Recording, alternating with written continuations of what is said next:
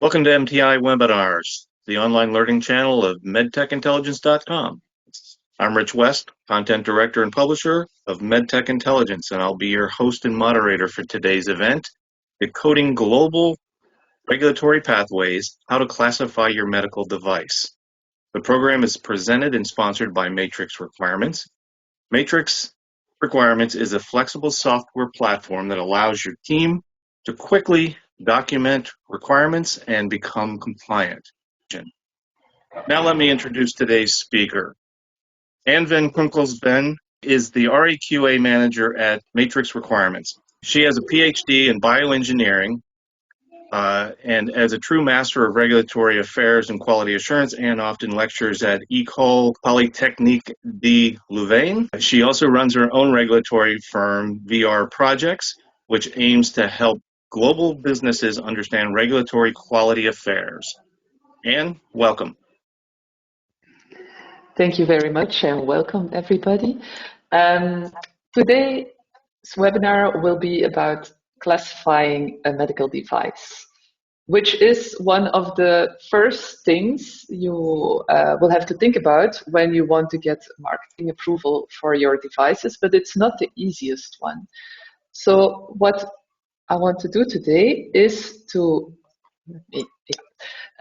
first of all, to talk about how important it is to make sure that you understand in which legislation your device fits, whether it is truly a medical device. And then we'll talk about how to classify your device in Europe and in the US. So, but first things first. In order to start thinking about medical devices, we have to be sure that your device is indeed a medical device. And that depends, first of all, on your intended use. The intended use is something that you, as a manufacturer, defines, and it needs to be really clear. It needs to be clear what you intend the device to do, what its mode of action is, how it works, and then you have to make that gap analysis against the scope of the legislation. So, and different areas of the world, in this case, will focus on Europe and on the US, but also other regions in the world have their own legislation and have their own definition of what is a medical device. So that means that what is considered to be a medical device in Europe might or might not be a medical device in the US, might or might not be a medical device in China, in Japan, and so on. So this is something that should be part of your regulatory strategy to really, first of all, define which regions are of interest, and then go and look at how medical devices are defined in those regions. So if we take a look, for example, at Europe, the first thing you will look at is whether or not your device falls within the definition of a medical device. And I've made this flow chart with the exact reference to all the articles. I'm not going to go into the details of definition, but what is important to understand for Europe is you can have a medical device as per the definition that is written in the medical device regulation, but you can also have an accessory to a medical device.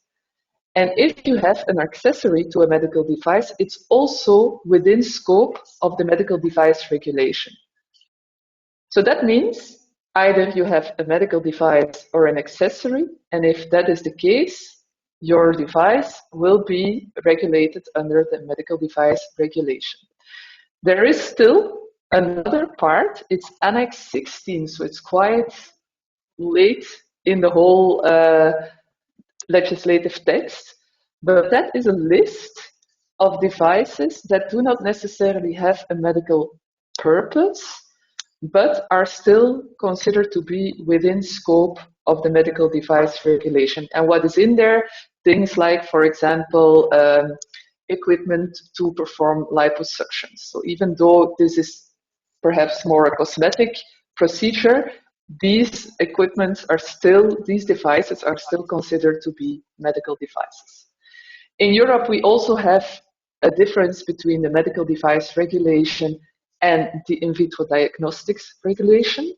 So where in the US this falls under the same legislation, but there might be some nuances and other requirements, here you have two separate regulations. So if your device is not a medical device, but an in vitro diagnostics, it will fall under a different legislation with its own definition of what is an in vitro diagnostic, what is an accessory, and its own classification and afterwards requirements for putting this device on the market. That's Europe. The US has the same principle. So you have a definition of a medical device. You can have an accessory of a medical device, and also there you need to make sure that you comply to the legislation.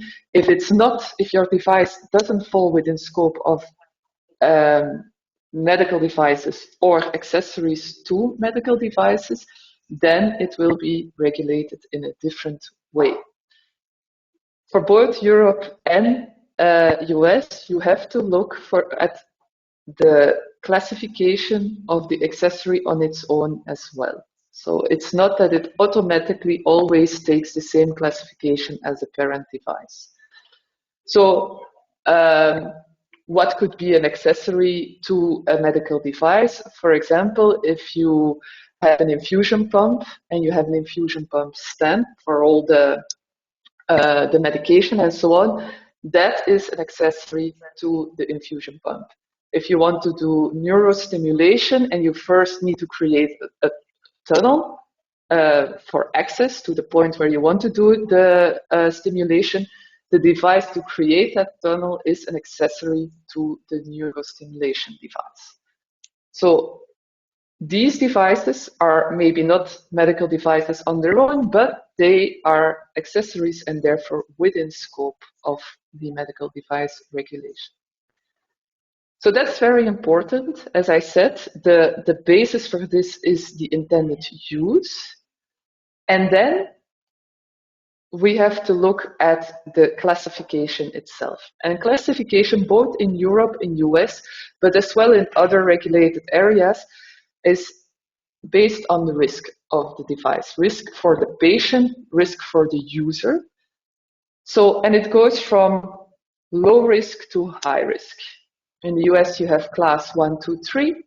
In Europe, you have, roughly speaking, the same classification. You have some more subclasses, but class 1 is the lowest risk class, class 3 is the highest risk class. And depending on the risk classification, you will have more strict controls, more regulatory requirements.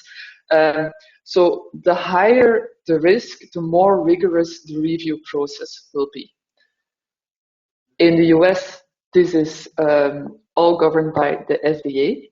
So it's a governmental organization that will also review your files and either or not approve or reject the device. In Europe, this is mostly done by notified bodies, which are independent organizations. In case of class 1 devices, you will also have competent authorities, which are part of governmental authorities that will give you the approval. So, but roughly speaking, all regulated areas have the same principle, and it's all based on the risk that comes with the use of that device. So first, I want to focus on classification of medical devices in Europe. And it requires to talk a little bit about vocabulary in order to understand the rules and how to interpret them and how to come up with a correct classification of your device. And there are a few things that I want to focus on. First of all is the duration of use. In the medical device regulation, one of the defining parameters of which class your device will end up in is the duration of use. So the continuous use, the entire duration of use of your device. And it's interesting to see that in that definition of what is continuous use, we talk about without regard of temporary interruption. So that means if you have to clean your device, and that goes in a fairly fast way, and then you reuse it immediately, it's counted still as continuous use. But we'll see later in an example that it's sometimes also not, it all depends on how long this interruption would be. And so you have to think about the entire duration and also the accumulated use. So when you have one device that is immediately replaced by a new one of the same type, you just have to add that amount of time to the continuous use, the entire duration of use. And then we have transient, short-term and long-term, and that might make a difference in the end classification. Another thing to consider is the invasiveness of your device. So invasive devices are the devices that in whole or partially penetrate inside the body, and that is either through the surface of the body or are in contact with, let's say, a body orifice. And a body orifice is any natural opening in the body. What is also considered is the external surface of the eye, but also when we have a permanent artificial opening like a stoma, that is also considered to be a body orifice. Surgically invasive devices penetrate inside the body through the surface of the body. So there, it's no longer, we're not talking about a body orifice, but it's with the aid or in the context of a surgical procedure. And so there is the difference as well between invasive and surgically invasive. Active devices. Active devices are devices that depend on an energy source other than what human beings generate. And they also change that and they convert that energy into something. So if you have a device that just transfers energy to a patient without converting it, that is not considered to be necessarily an active device. Then you have active therapeutic devices and active devices for diagnosis and monitoring. So diagnosis and monitoring, there it's quite obvious. So they are meant to supply information for detecting, diagnosing, monitoring, treating conditions. The active therapeutic devices, they are aimed to treat or alleviate an illness, injury, or a disability. So now, when we're looking at the rules, you can find them in Annex 8 of the Medical Device Regulation. There are 22 classification rules, and it's really important to look at all of them, because it might be that there is more than one rule that applies to your device, and in that case, you have to go for the most strict rule. So if one rule would place your device in a class 1, and the other that also applies makes it a class 2A, then your device will be a class 2A, and you have to comply with all the requirements that are linked to a class 2A device. Once again, intended use is the basis to evaluate which rules apply. So not off-label use, no accidental use or misuse or anything like that. It's really the intended use by the manufacturer that should be taken into account.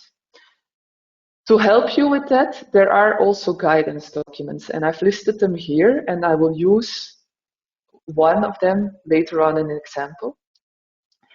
If you're stuck, you don't know exactly what should be the classification of your device, you can ask your notified body.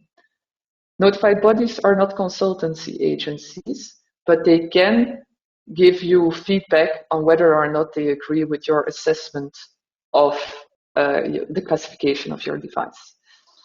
In the situation where your notified body and your organization disagree about the classification, you can always go to your competent authority and ask for their opinion. So 22 classification rules within the medical device regulation, and they are grouped into rules for non-invasive, invasive, active, and then special rules. So that's why I wanted to explain a little bit on what we mean by invasive, what we mean by active.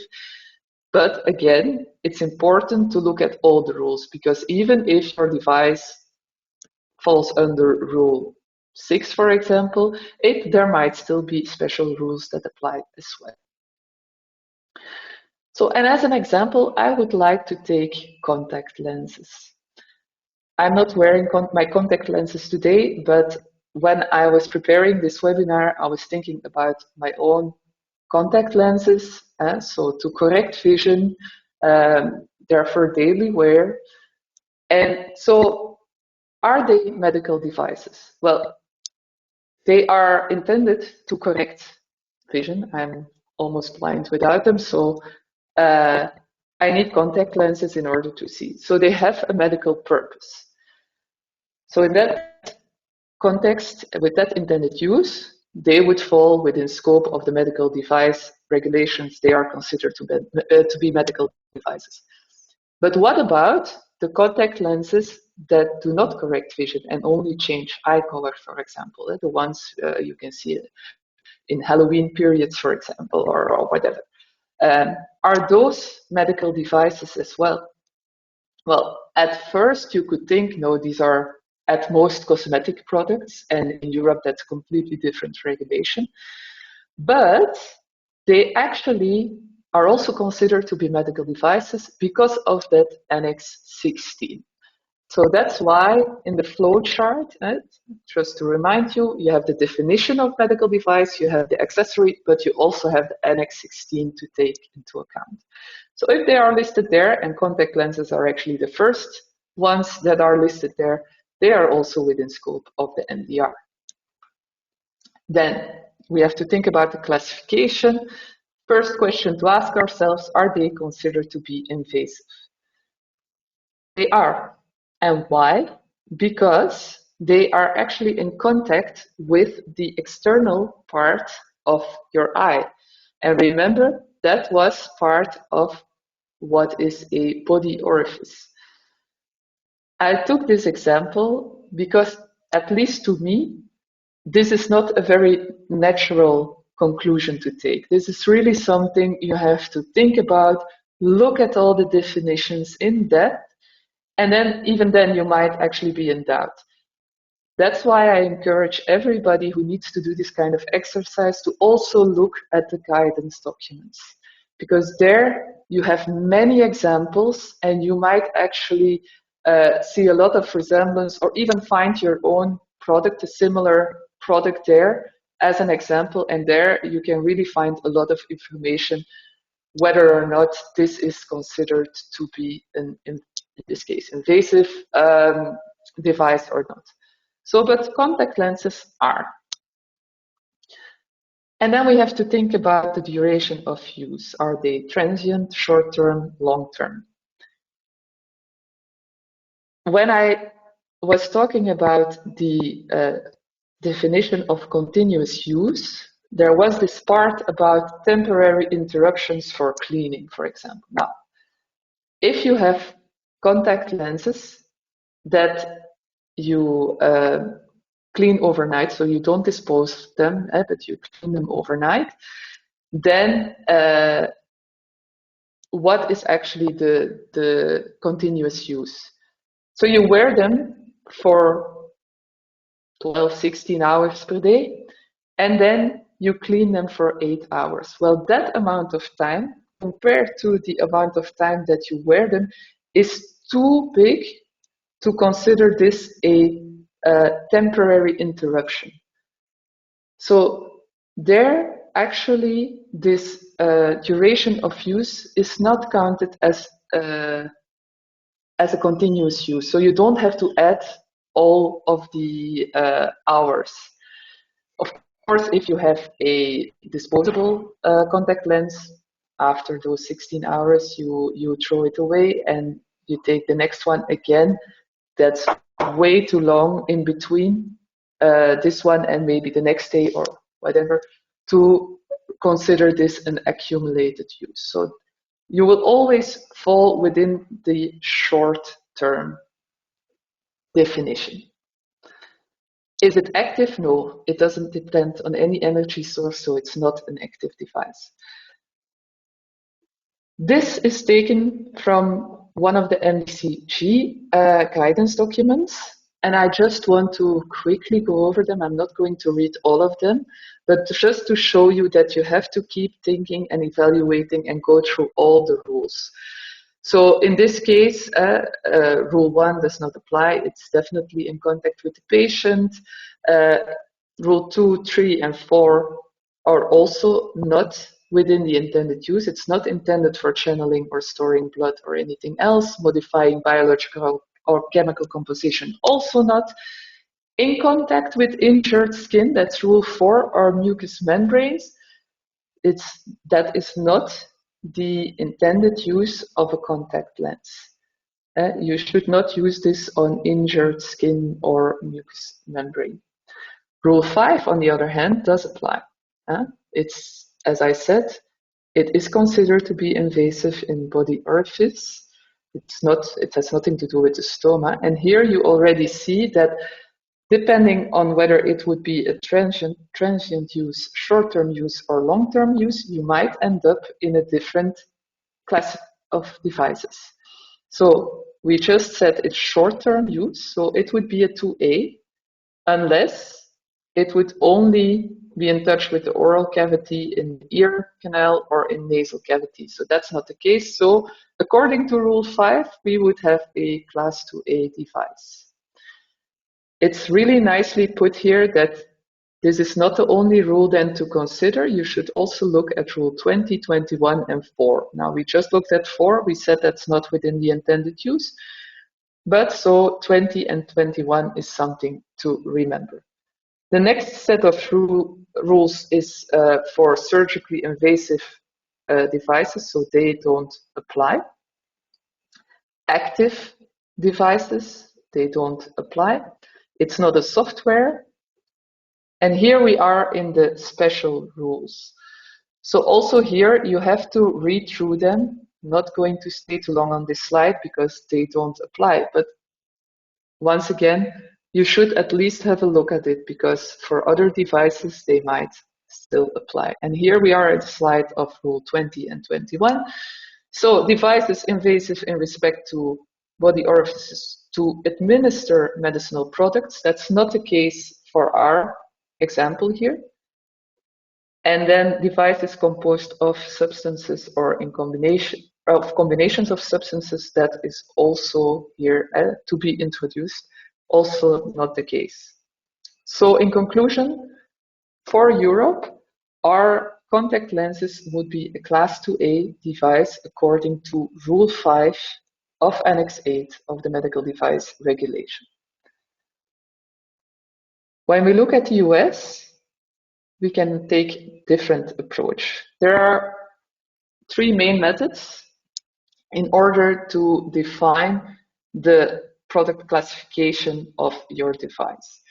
So there are 3 ways. One would be to search the classification database. The second one would be to search for similar devices. If you know that there are similar devices that have a 510K approval or a PMA or a de novo, you can look at that, or you can search similar devices by device listing. So the goal is to determine the applicable product code. So not only the regulation part, but really the applicable product code in order to know the correct classification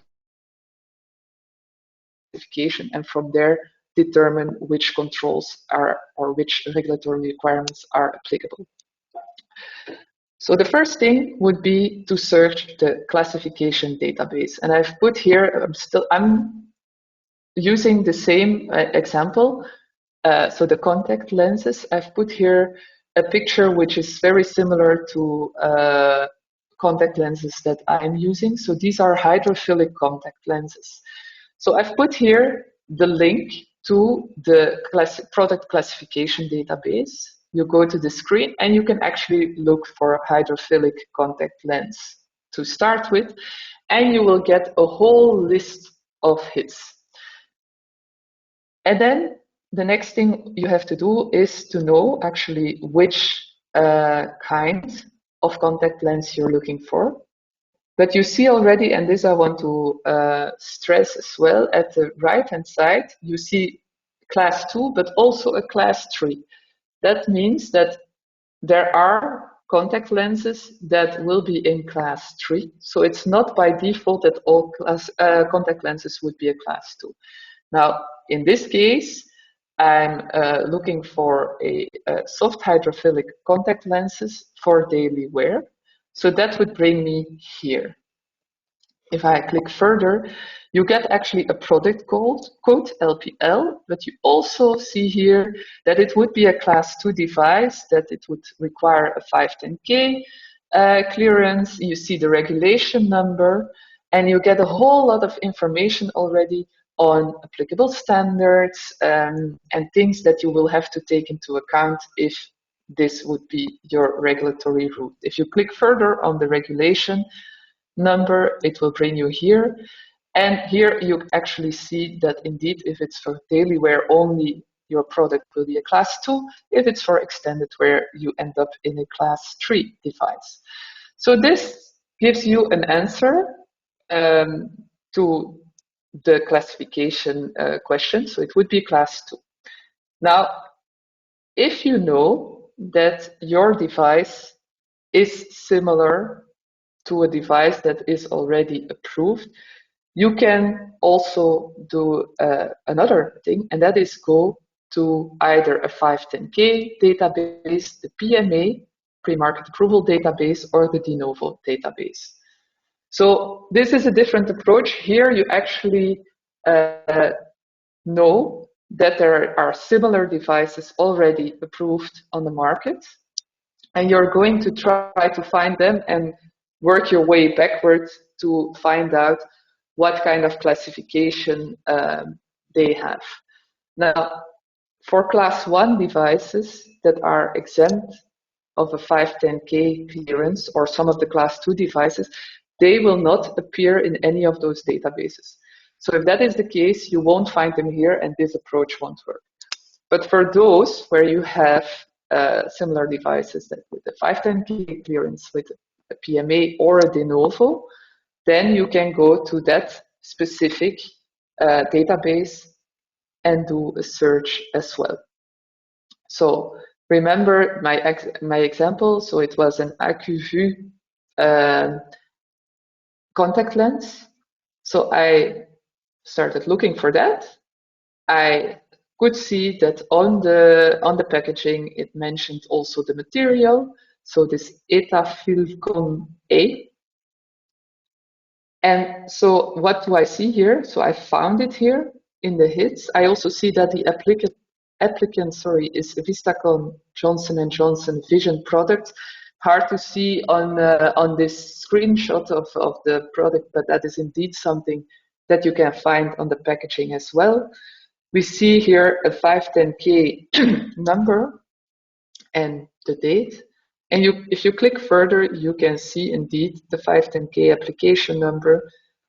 You see again the same classification product code, LPL, and you see the same regulation number. So this is a confirmation that what we had with the first approach can also be found here with the second one. It's always good if you can double check. And if you can verify what you found with one approach is also the result that you can find with the other approach. Last possibility is to go and have a look in the device listing. One of the general controls which apply to all applicants and products is that you have to register the establishment. So and that you have to make a registration of both the device and then the one that is applying for approval. And we saw with the previous approach that it was Vistacon and Johnson & Johnson Vision Care that made this application. And just for the sake of the example, I went to this database for device listing, and in this case, I looked for a company name. And then you get a whole list of hits by Vistacon and Johnson & Johnson Vision Care, quite a lot of contact lenses for daily wear, for extended wear. So when looking for the one that applies, and again here you see that the same kind of product code is found. It's the same classification. It's the same regulation number. So of course, if you can find it 3 times, it's highly likely that it's correct. If you don't have all of this information, one of the approaches could probably work. If you have a completely new device, of course, then it's better to actually consult with FDA to see what is the best approach and what they think of your assessment of the classification of your device. So to summarize, what is important if you think about classification is, first of all, to make sure that you have the right legislations. So you have to think about the intended use. This has to be really clear to you, but it needs to be written in a very clear way so that whoever will evaluate your file understands the intended use, can agree with the intended use if they look at everything else. And then you have to know which regions do I want to tackle. Each region has its own definition. Each region has its own way of classifying products. So these are the 2 things that you need to know, and then you can start the exercise.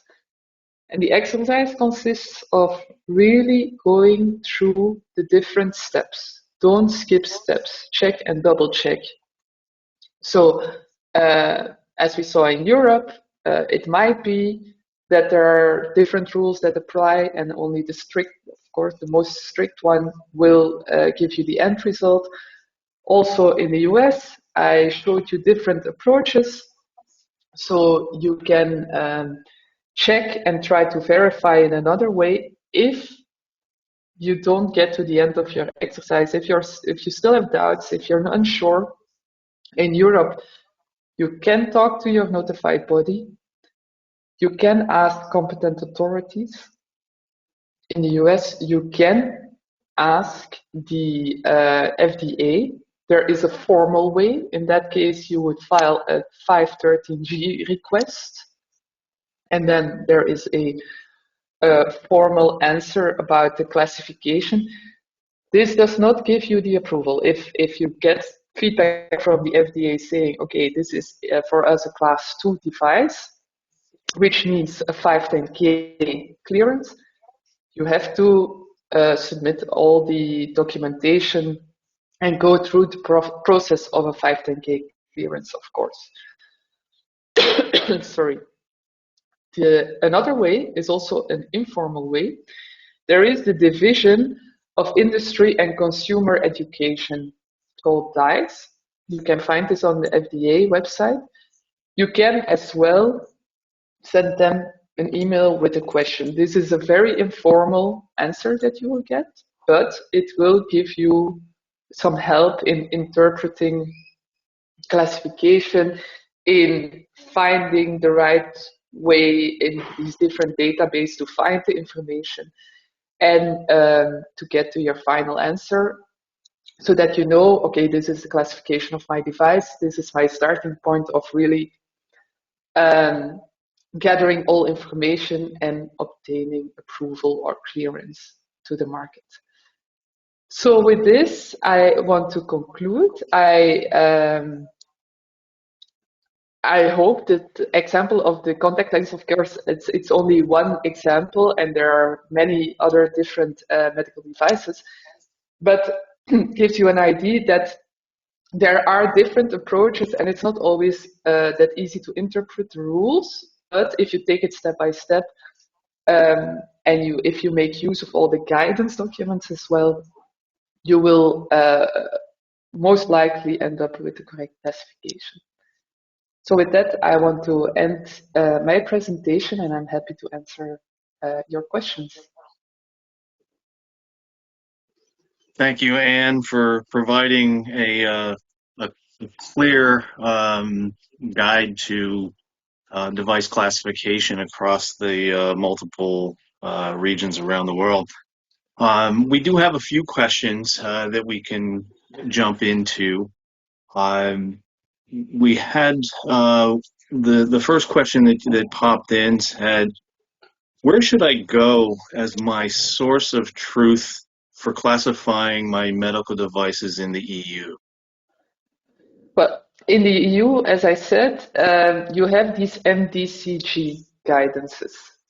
And you have one specifically for medical devices, and you have one specifically for IVDs.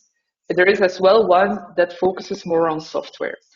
So my recommendation would be you have the MDR itself, the Annex 8 with all the rules, but take those MDCG guidances next to it, and they will provide you with a lot of examples. They will provide you with additional information on how to interpret the different rules, what it means, what the different definitions were. The whole flowchart with all the rules that I put in slides is taken from that MDCG standard. I couldn't do it any better. So in the EU, I would definitely do this. Okay. Speaking of Annex 8, what are the most common rules under the MDR Annex 8 that apply to software that is a medical device? Well, if we look at the difference between the previous medical, well, it was actually the MDD, the Medical Device Directive, and what we have today with the medical device regulation, there is one rule that really focuses on software. That is Rule 11. That is one that you should definitely look at when we think about software in and as a medical device. Now, what the mistake that some people make is to only focus on that. But software is an active device. And software will also, might have a diagnostic function or a monitoring function. So again, you have to look at all the rules. There is not something like the most common rule. Yes, there is this one rule that really focuses on software. So if you have a software, most likely that will apply. But that doesn't mean that that will give you the end result for classification. There are other rules that will apply to your device as well, and that really depends on the intended use. So I will not say that there is one rule that applies more or less. What I can say is software is an active device. So that is, you cannot say that software is not active, but that's the only thing that I can really say that is quite fixed. And for the rest, my statement still remains: you have to look at all the rules in order to get the correct classification. Okay, so staying with rules, which rules should be referenced in tech files if two rules apply, but both result in the same classification?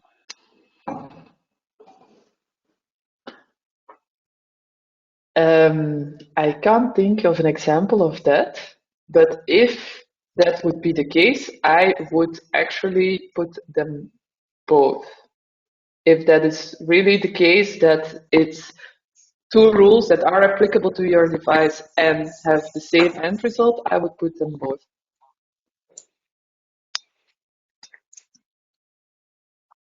So, are notified bodies able to help in the preliminary stages of classifying my device, or I should I come to them with the classification? Notified bodies are not consultancy agencies. And that is like the first answer you will get from them. If you ask them, can you help me with? They say, no, we are not consultancy agencies. So what you should do is you should do the exercise yourself. But what you can do is go to your notified body and say, okay, you know, we are at the early stage. This is what we believe that our device will be. Do you agree? And for that, they can say an answer yes or no.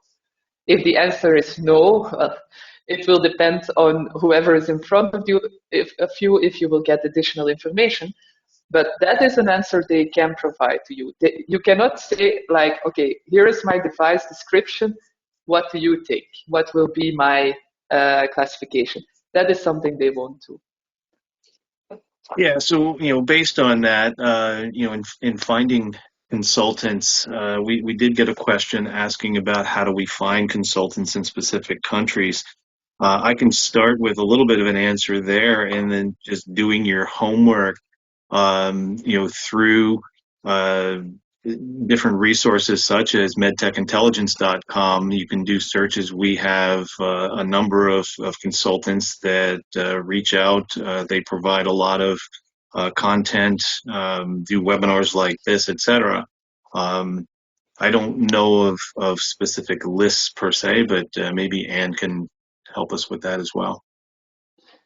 I don't think there is like the European or US list of medical device consultants.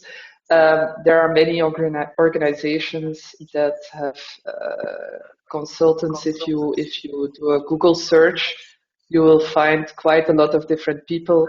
And then, of course, it's a matter of networking as well. MedTech Intelligence has their network with people they know that that do a good job. We have that as well. There are many people out there that that do this. But there is no database of consultants. Yeah, I agree.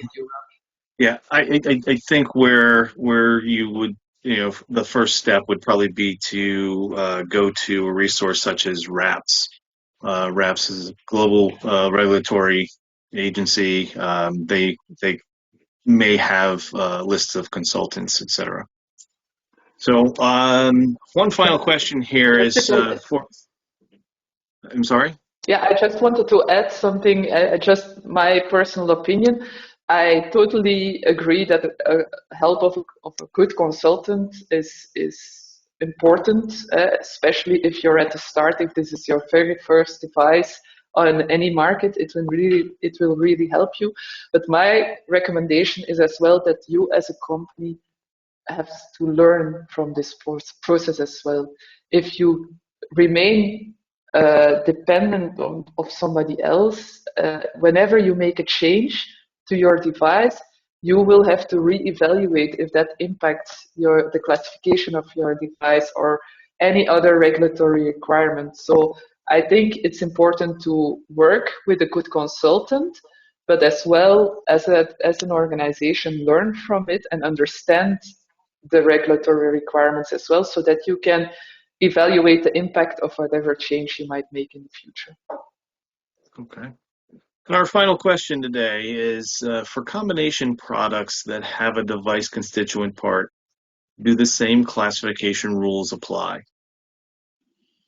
Well, with combination products, there is already one thing that is important. It's to know what is the primary function. Because that will determine which will be the primary legislation. Now, coming back to the device component of a combination product, yes.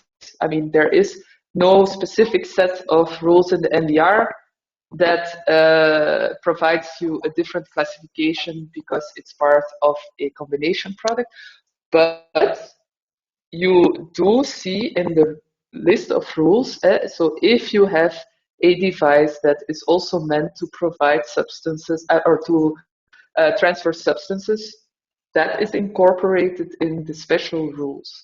So if you have a combination product, you should really look very carefully to all the special rules, because you will find some answers there that apply to your device. But again, it's not that one special rule. You have to look at the whole set to get there. Great. Great advice today, Anne. We really appreciate it. We thank you. We thank Matrix Requirements for sponsoring today's event and bringing you in as a presenter. We also want to thank everyone who participated in today's webinar. All the participants will receive an email within the next 48 hours that will provide access to Anne's presentation, as well as a recorded version of this program in on demand, so that you can view and review as much as you desire and share it as well. So again, in conclusion, please visit our website, medtechintelligence.com. It's a great resource for some of the questions and answers that we had here today. And please visit our sponsor, Matrix Requirements, as well. Thanks for joining us today. Thank you again, Anne. Thank you. Bye-bye.